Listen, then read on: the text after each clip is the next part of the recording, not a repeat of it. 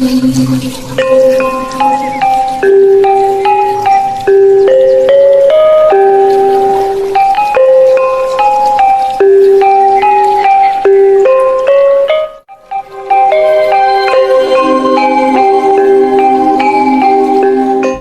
Bagas Budiansa sebagai ayahanda. Saya Miftah Hujana sebagai putri kuning. Saya Latifah Nurmala sebagai putri hijau. Saya Siva Nurhaliza sebagai putri coklat.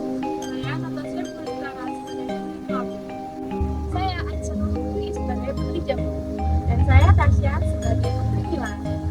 Saya Fatima sebagai putri hitam. Saya Dewanda Karya Masakku sebagai putri merah. Saya Putera Depogusti sebagai pengawal satu. Saya Farida Gina sebagai pengawal dua. Pada suatu masa, hiduplah 8 orang putri raja yang sangat cantik-cantik. Ibu mereka sudah lama meninggal, dan ayah mereka, sang raja, begitu sibuk dengan urusan kerajaannya, sehingga mereka hampir tidak punya waktu untuk berkumpul bersama. Akibatnya, putri-putri ini menjadi nakal dan manja, kecuali sang putri bungsu, Putri Kuning. Ya, mereka memang diberi nama dengan nama warna. Ada Putri Jambon, Putri Hijau, Putri Merah Merona, Putri Nila, dan lain-lain. Barangkali dulu sang ibu berharap anak-anaknya akan memberi banyak warna di kehidupan ini. Sayang, sang ibu keburu meninggal sehingga tidak sempat mendidik mereka dengan baik.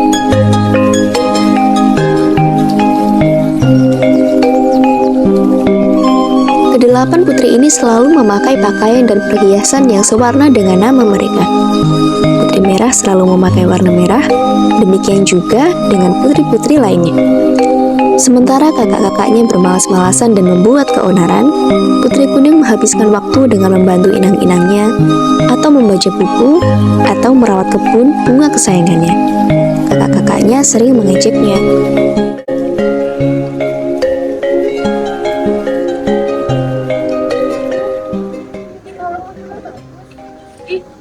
Lihat tuh si kuning.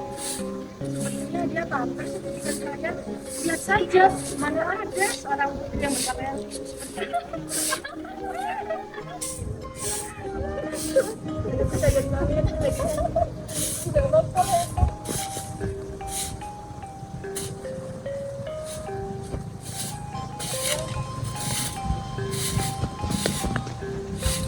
Biarlah, lama-lama juga capek sendiri.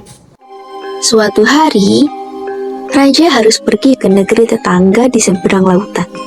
Dia sengaja mengumpulkan putri-putrinya malam itu untuk berpamitan. Nah, ayah akan pergi jauh. Jadi sebulan lagi ayah akan kembali. Kalian mau ayah bikin apa? Aku mau dandan kami yang baru ya. Aku mau kain sutra yang beda ya.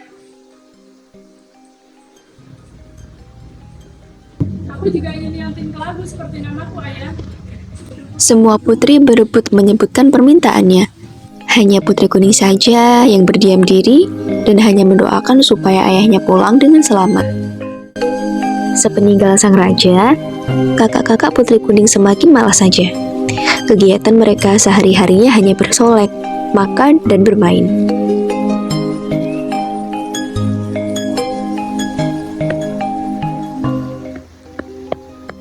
Wah, lihat tuh kita punya kain baru. Bu ayah, jangan lupa sampai kamar saya juga ya.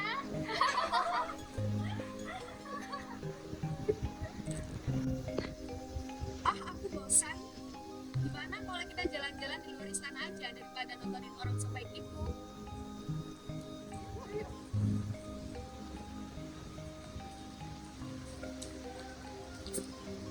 Mereka pun berlalu meninggalkan Putri Kuning yang hanya bisa menggeleng-gelengkan kepalanya melihat kelakuan mereka. Akhirnya, sebulan kemudian, ayah mereka pulang membawa oleh-oleh yang mereka tunggu. Mereka sibuk berebut mencari pesanan mereka, dan hanya Putri Kuning yang ingat mengucapkan selamat datang dan mencium tangan ayahnya. Anakku, maaf, ayah tidak bisa mengucapkan mereka melihat berwarna kuning. Hanya kalung permata hijau yang saya berikan untukmu. Sudahlah ayah, yang penting ayah sudah selamat dalam perjalanan. Ya, kalau ini juga bagus. Lihat, sangat serasi bukan dengan baju itu warna putih.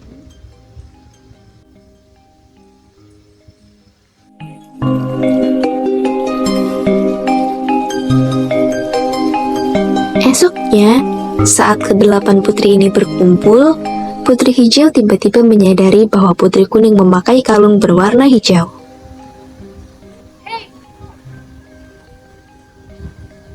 Kok kamu pakai kalung warna hijau sih? Seharusnya kalung ini milikku karena namaku Putri Hijau. Maaf kak, ini ayah sendiri yang berikannya kepadaku. Jadi ini milikku, bukan milikmu. Putri Hijau tidak senang dan merasa berhak memiliki kalung hijau itu. Maka dia menghasut saudaranya yang lain. Hijau itu padanya. Padahal kalau ayah mau memberikan kalung hijau itu seharusnya berwarna kuning dong.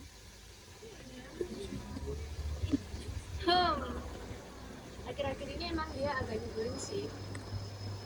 Dia tuh sekarang sok rajin. Mungkin dia cuma mau cari muka aja depan ayah biar makin disayang. Ya udah, kalau gitu kita kasih dia pelajaran. Biar kapok. Ayo.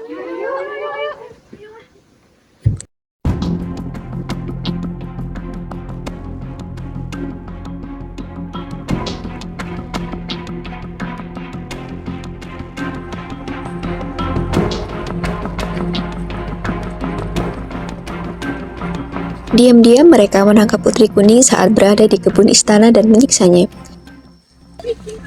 Tanpa sengaja, salah seorang putri mendorong Putri Kuning dengan keras sehingga dia tewas seketika.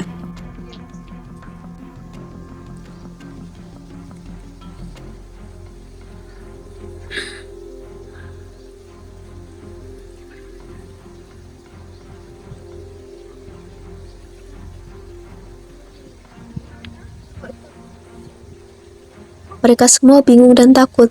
Akhirnya, Putri Jambon memutuskan untuk mengubur Putri Kuning sebelum kematiannya diketahui orang lain.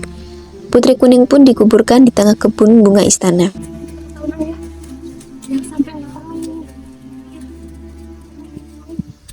Raja heran.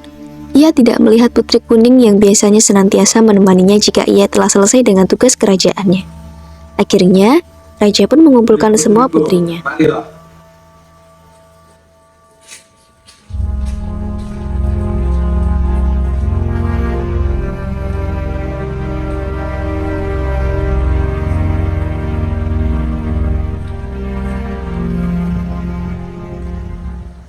Sudah 2 hari ayah tidak melihat itu. Apa kalian tahu di mana itu berada?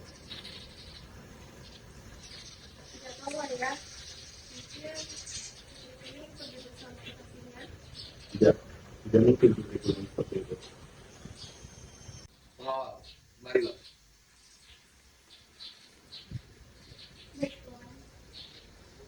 Cepat carikan Putri Kuning. Sekarang.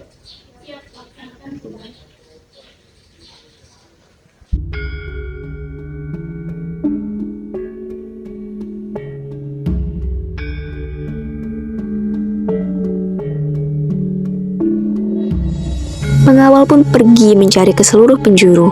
Namun, berbulan-bulan, Putri Kuning tidak kunjung ditemukan.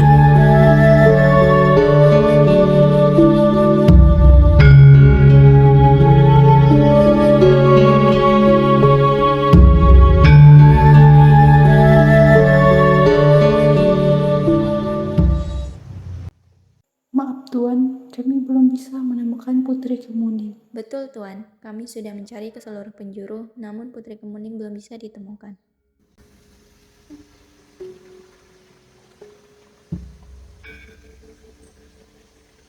Pada kamu berada, ayah bertemu dengan baik. Maafkan ayah benar. Cepat pulang. Ayah sudah memikirkan. Sudahlah Tuan, mari kita ikhlaskan saja Putri Kemuning. Betul Tuan, mungkin ini sudah takdir Putri Kemuning. Mari kita doakan dan ambil hikmahnya saja. Raja sangat bersedih kehilangan putri kesayangannya. Hingga suatu hari, Raja berjalan-jalan di kebun istana. Dilihatnya ada tanaman baru di tengah kebunnya. Pengawal, mari. Lihatlah tanaman ini.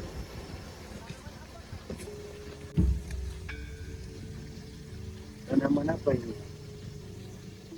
Daunnya bulat dan hijau seperti kalung. Bunganya kuning-kuningan dan sangat wangi. Benar, Tuan. Saya belum pernah melihat tanaman secantik ini sebelumnya. Tanaman ini mengingatkanku pada putriku yang hilang. Baiklah, aku akan menamai tanaman ini bunga kemuning. Bunga ini pun tetap tumbuh di kebun istana dan menemani sang raja hingga akhir hayatnya. Bunganya yang wangi sering dipakai untuk mengharumkan rambut. Batangnya bisa dipakai untuk membuat kotak-kotak yang indah dan kulitnya digunakan untuk membuat bedak. Seperti halnya putri kuning, bunga kemuning juga selalu memberikan kebaikan bagi orang-orang di sekitarnya.